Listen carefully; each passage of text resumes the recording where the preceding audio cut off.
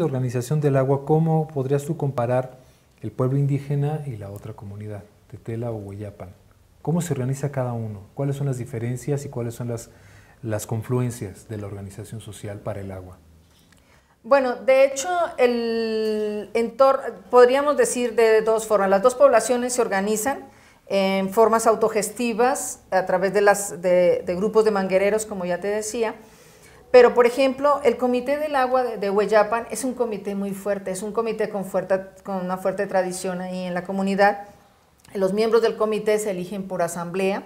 Esta asamblea está conformada, pues como todos los comités, por un presidente, un secretario, un tesorero y unos vocales, pero además de eso está apoyada por un grupo de avisadores, y estos grupos de avisadores corresponden a diferentes manzanas de la comunidad, lo que hace que entonces este comité tenga una gran influencia sobre la zona y pueda tener un gran nivel de comunicación. Además de que ha logrado cubrir muchísimo del agua potable, del agua de consumo doméstico en la comunidad.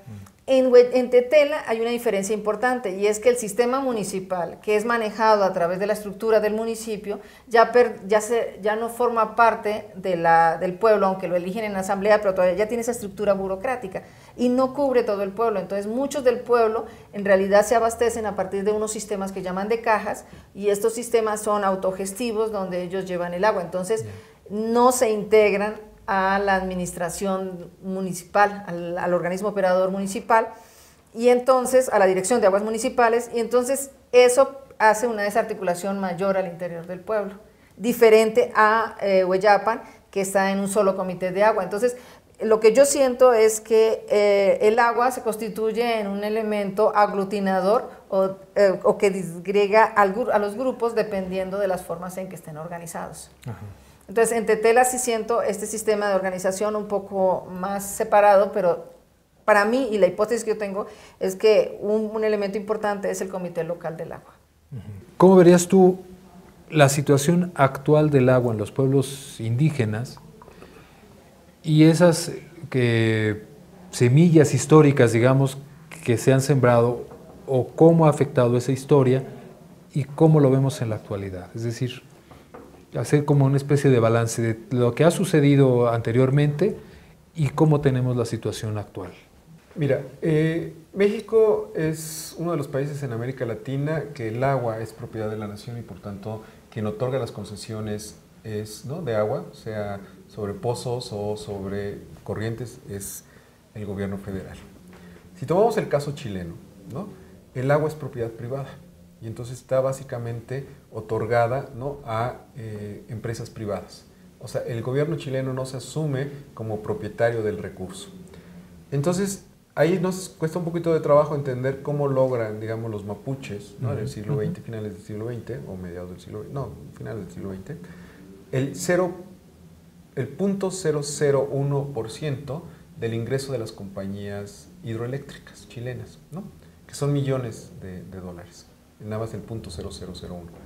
Y se marca, digamos, el río Biobío como una frontera natural, entre la zona mapuche y todo eso. Entonces, y el resto de Chile.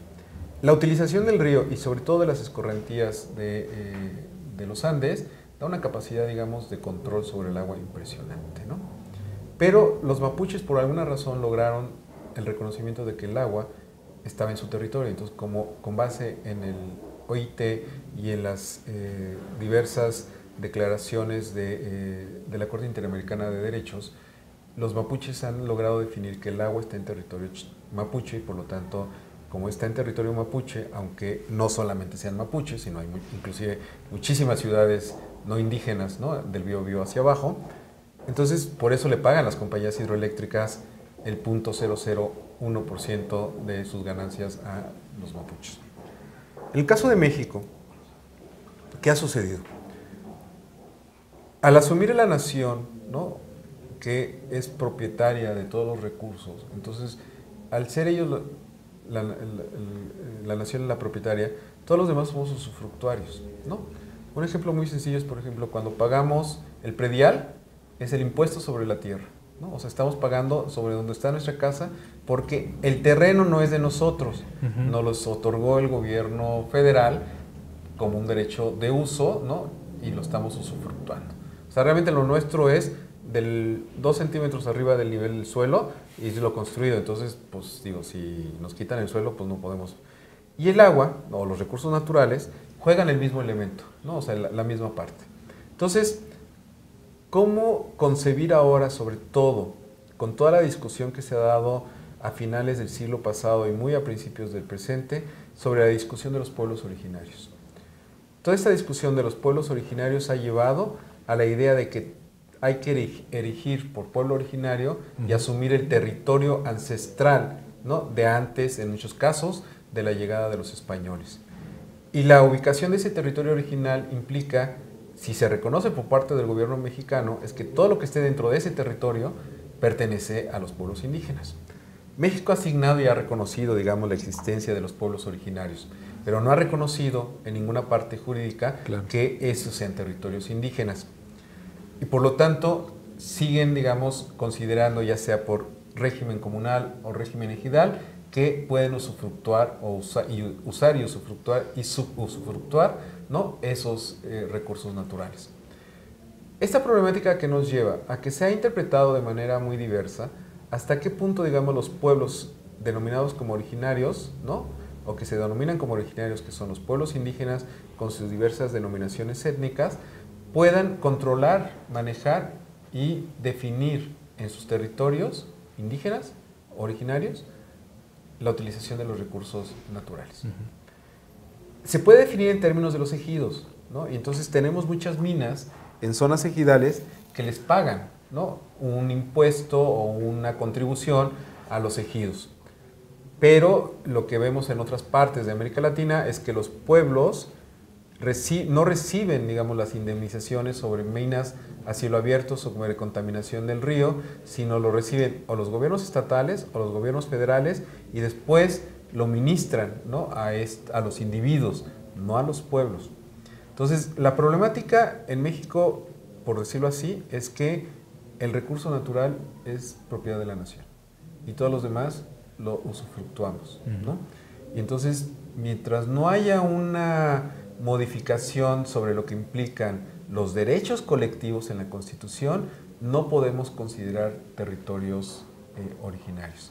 Porque básicamente la Constitución mexicana es una constitución de derecho positivo, donde el individuo es el importante, no la colectividad, aun cuando cada vez hay más exigencias de derechos colectivos, y no solamente por parte de los pueblos indígenas, sino tenemos los sindicatos, obreros, estudiantiles, etc. O sea, hay cada vez mayores reivindicaciones por los derechos colectivos y menos reivindicaciones por los derechos individuales, y la única reivindicación en términos del derecho individual es la ciudadanía.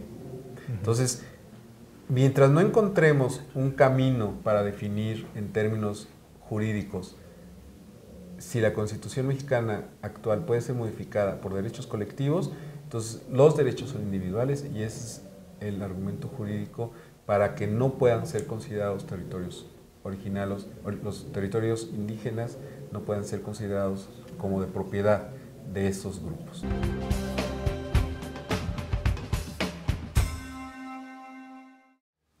Uno de los aspectos importantes de la cosmovisión y que tú lo has analizado son los rituales agrícolas, que tiene que ver pues con todos estos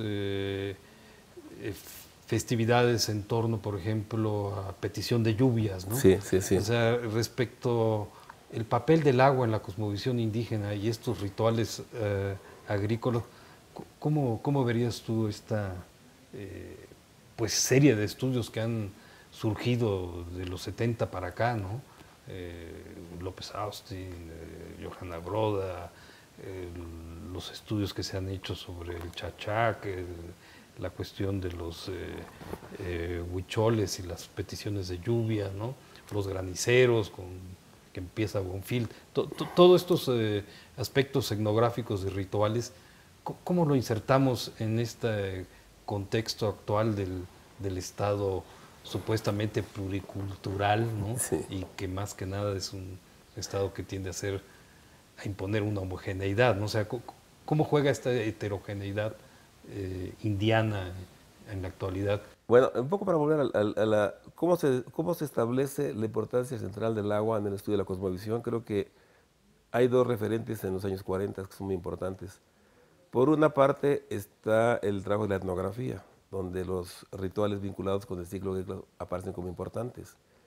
No se, todavía no se le destaca como la parte central, pero ya aparecen en la descripción rituales de lluvias, ¿no? Yo creo que el libro, por ejemplo, el libro de Villarrojas, el que aparece en inglés en 45 y en español en 68, sobre los elegidos de Dios, es una de las mejores etnografías que hay en México del siglo XX y dedica una parte importante a los rituales, a los rituales de lluvia, al chachac. La mejor descripción que hay del chachac en el área maya es la que hizo Villarrojas estando de Yucatán, o sea, con la información de los pueblos de Quintana Roo, los mayas, los Mazahualop. Entonces la etnografía tiene ya como parte de su trabajo de recolección y análisis los rituales en conjunto, ¿no? Los de lluvia. Pues. Ahora, los pueblos indígenas mexicanos son campesinos, entonces el agua tiene un papel central en su vida y por lo tanto se expresa de una muy compleja. Entonces, toda etnografía tiene ahí algunos elementos que son importantes. Sin embargo, creo que el elemento clave aquí es, bueno, por una parte, el planteamiento de Kirchhoff sobre Mesoamérica, que digamos, es un paradigma, es una propuesta que anuncia muchas posibilidades de descubrir cosas nuevas, y así pasa. Aparece el artículo en 43 simplemente, como una primera propuesta, y los arqueólogos se agarran de él y empiezan a desarrollar investigaciones a partir del concepto de Mesoamérica. Ahora, hay un grupo, la línea oficial del INAH es estudiar las culturas a través de áreas culturales, con conceptos arqueológicos, es una visión muy, digamos, culturalista, por decirlo de alguna manera.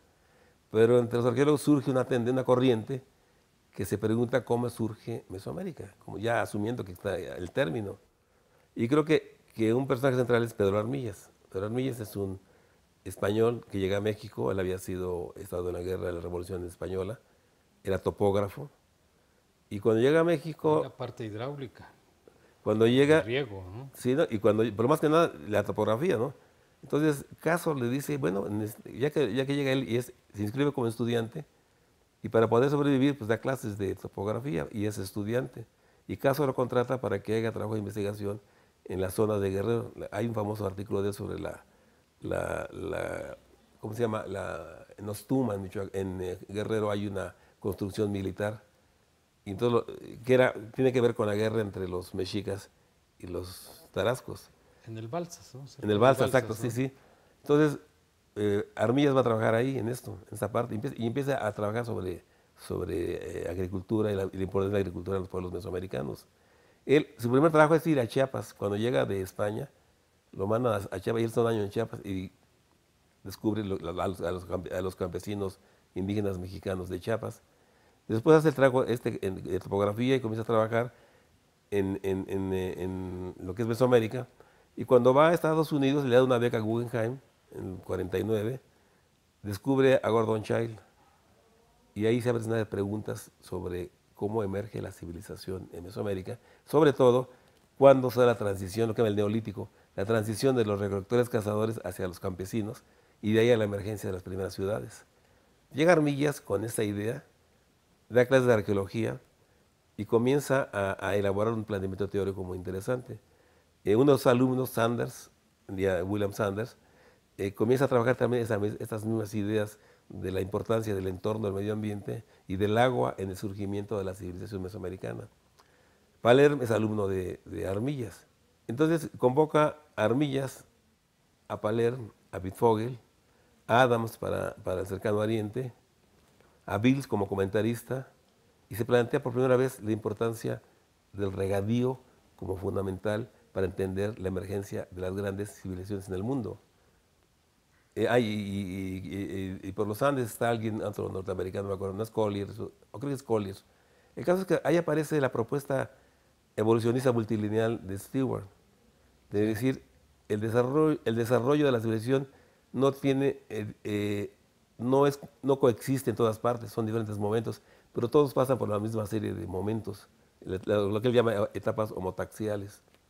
Entonces comienzan a preguntarse, bueno, ¿y en Mesoamérica? Entonces, Eric Wolf, que era estudiante de la Escuela de Antropología, Armillas y Palermo comienzan a preguntarse cuáles son las condiciones ambientales de Mesoamérica que van a propiciar el desarrollo de la civilización mesoamericana y aparece la agricultura en primer lugar y el agua también fundamentalmente. Comienza a preguntarse, bueno, ¿cuáles? De hecho publican varias cosas, Wolf y Palerm, sobre las regiones ecológicas de México y cuáles son propicias para la agricultura. Y encuentro que es una característica como las que mencionaba Kirchhoff, fundamental. Culturales no es fundamental, regadío. Es fundamental, o sea, el regadío que encontrar es fundamental.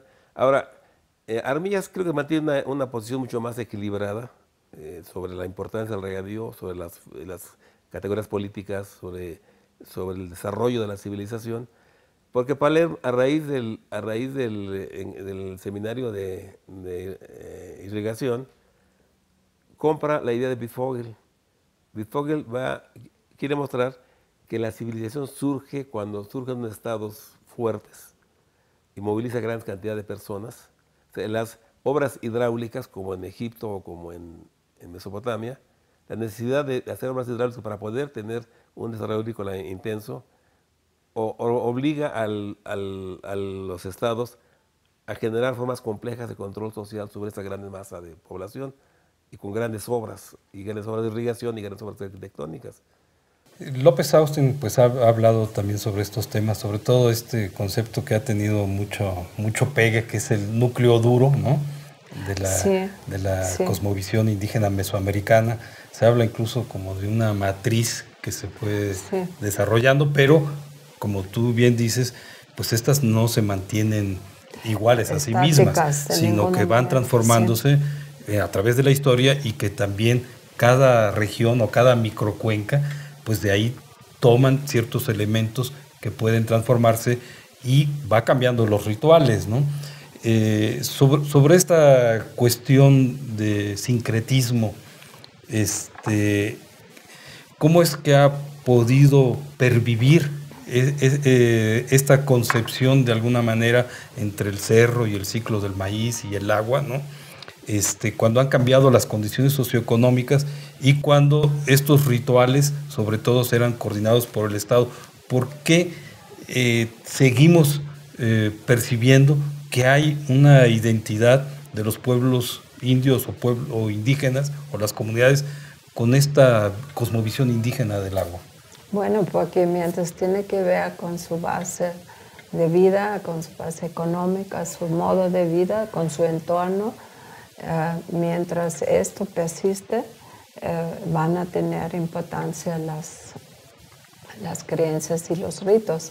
La gran cuestión es que hoy en día, que es tan destructor, la influencia de la sociedad mayor y de los procesos económicos, y si la gente tiene que migrar o dejar, ya no cultiva, sí se conservan estas creencias una generación, digamos, tiene significado para la gente, pero lo que va a pasar después,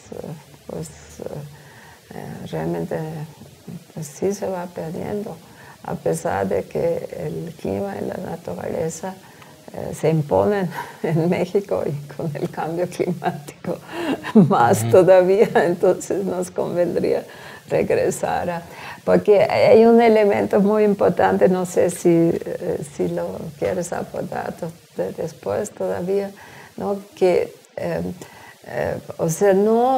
si reivindicamos estas creencias y prácticas, imágenes, no es un regreso al pasado, sino más bien la sociedad moderna, industrializada, debería aprender algo de las culturas, sociedades indígenas, campesinas, porque cuidaban la naturaleza, observaban los fenómenos naturales. Los campesinos viven en un entorno muy estrechamente con la naturaleza, pero también esto viene históricamente una larga tradición de cuidar la naturaleza y de reverenciarla, ¿no? Por eso son los dioses, se adoran, pero tiene un estrecho vínculo con la naturaleza y sobre todo con el agua, ¿no? Y los cerros están, y las cuevas están íntimamente relacionados, porque desde lo prehispánico Y esto existe hasta el día de hoy. La gente piensa que los cerros están llenos de agua y entonces se implora a los cerros para que suelten el agua. Bueno, ya que comentas sobre el paradigma dominante y las tecnologías centralizadas, ¿por qué no nos hablas un poquito acerca de las tecnologías vernáculas o las tecnologías indígenas que los mismos pueblos implementan para encontrar la solución al abasto de agua? Hay un conocimiento tradicional que se expresa en soluciones tecnológicas de acuerdo al contexto histórico que se tiene, ¿no? Entonces, por ejemplo, en diferentes pueblos, pues dan la solución en términos de qué tipo de recursos, o sea, qué condiciones en términos de disponibilidad de agua hay. Si es una zona en donde no hay ríos ni lagos, pues se van sobre los veneritos, sobre los lloraderos, sobre, digamos, pues los acuíferos que le llaman colgados, que no son acuíferos profundos, sino que son simplemente que tienen un caudal muy limitado y son temporales hasta cierto punto. O sea, se van en función de la disponibilidad, incluso se van por el agua de lluvia. En varios pueblos indígenas en que yo he trabajado, el agua de lluvia es un factor muy importante para resolver parte del abasto de agua, no el 100%, pero, y también, por ejemplo, en el caso de la meseta, una solución así súper interesante era, o sea, no había tuberías de PVC ni de plástico, entonces ellos tienen mucha madera, entonces hacían canoas, pequeñas canalejas de madera en varios kilómetros, desde la captación del manantial hasta llegando al pueblo, y en el pueblo hacían pilas, pero también los almacenamientos eran en grandes canoas de arbolotes, donde ahí también iba el ganado, por ejemplo, a brevar, ¿no? Y el otro sistema de canalejas de madera, pues era para traer el agua. Claro que era, si lo ve uno en términos ingenieros, es muy ineficiente porque hay mucha pérdida de agua, pero era una solución que se daba, ¿no? Y en muchos sentidos, digamos que hay muchas maneras, cada pueblo tiene sus propias maneras de resolverlo, pero hay un conocimiento y hay una tecnología apropiada, y esto también se liga de que, digamos, las soluciones que los pueblos indígenas y en general las sociedades rurales, la cuestión de la gestión del agua potable ha sido justamente una gestión descentralizada, es una gestión social del agua, en donde los propios pueblos tienen sus reglas, acuerdos y sus comités, que no necesariamente son los sistemas o APAs, organismos operadores formales, sino son sistemas de tipo instituciones locales no formales, que se basan en los usos y costumbres y donde, digamos, se resuelven los asuntos relacionados con el agua de manera colectiva, y no es una gestión vertical, sino que va rotativa, y bueno, si hay un acuerdo colectivo, pues todos tienen que cooperar, o si hay el acuerdo de que no hay agua, entonces que se tienen que racionar 2 cubetas cada tercer día, como ocurría en Cherán, por ejemplo. En Cherán la disponibilidad de agua en las pilas públicas era tan limitada que en momentos de gran crisis, como en el mes de abril, había acuerdos colectivos de que 2 cubetas por familia, y entonces las filas eran tus 2 cubetitas, no hay más, ¿no? Entonces ese tipo de maneras, digamos, de resolverlo, ¿no? Pero lo que es un hecho es que sus soluciones no se parecen mucho a las soluciones dominantes, porque las soluciones dominantes parten del supuesto que hay agua infinita, de que tienes la red hidráulica dentro de la casa, y en realidad, pues en los pueblos, incluso hasta consolidados, no tienen la red hidráulica como suele ser en las ciudades, ¿no? Para mí el problema del recurso agua sigue siendo un problema de distribución del recurso. Si seguimos manejando que es un problema de escasez, las soluciones van a seguir siendo técnicas. Si lo vemos como un problema de distribución, yo creo que podemos llegar a acuerdos mucho más accesibles, de usos más acordados entre los grupos que se pueden hacer cuando la gente entra dentro de esas problemáticas, pero hay que cambiar este discurso, porque el discurso de la escasez nos da una falsa idea de la tecnología como la salvadora de todo el proceso, y donde nosotros como individuos, a pesar de que nos digan es que el papel nuestro solamente es cerrar la llave, solamente es, o sea, como de acciones directas, sino de construirnos como ciudadanía y de construirnos como sociedad que